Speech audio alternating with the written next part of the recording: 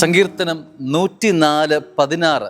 കർത്താവിൻ്റെ വൃക്ഷങ്ങൾക്ക്, അവിടുന്ന് നട്ടുപിടിപ്പിച്ച ലെബനോനിലെ ദേവദാരുക്കൾക്ക് സമൃദ്ധമായ ജലം ലഭിക്കുന്നു.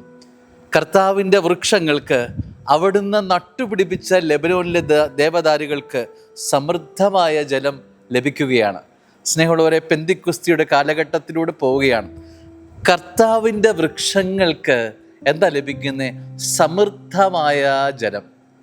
അത് വറ്റിപ്പോകുന്നതല്ല, ചില സമയത്ത് മാത്രം ലഭിക്കുന്ന കൃപകളെക്കുറിച്ചല്ല, പിന്നെയോ സമൃദ്ധമായ ഒരു അരുവി നിൻ്റെ ജീവിതത്തിലേക്ക് ഒഴുകി വരുന്നു എന്നർത്ഥം.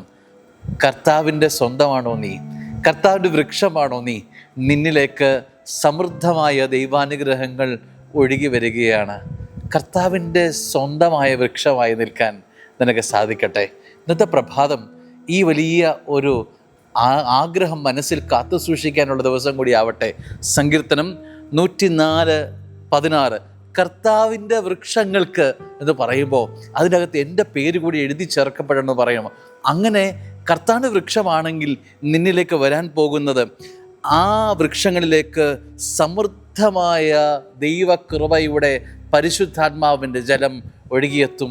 ഈ പെന്തിക്കോസ്ത് കാലഘട്ടത്തിൽ അനുഗ്രഹമാവട്ടെ ഇന്നത്തെ ദിവസം. ആമേൻ.